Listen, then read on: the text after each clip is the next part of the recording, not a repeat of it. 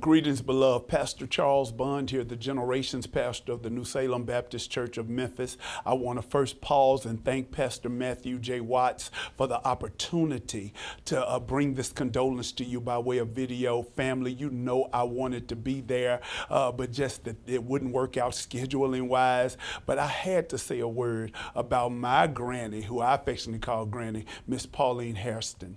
Listen, I've been a part of this family for over 20 years now. And when I thought about and first heard of the transition of Sister Hariston, I couldn't really be sad, as strange as that seems, because God had given her such a full, amazing life. And so I want to say this as a word of encouragement to the family. My very first church was in a little town called Ashland, Mississippi. And in that town, it was such a small town that they didn't even have a traffic light. They had a three-way blinking light at a three-way stop. The town was so small that the Citgo gas station was where people got their chicken on Sundays and also paid their light bill. Little country town.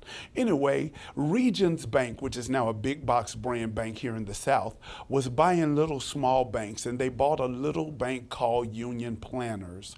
And when they bought the bank Union Planners, what happened was they wanted to relaunch the bank. So they decided to do it on a Saturday after they had went in and refreshed and remodeled the building and put all of their branding up for Regions.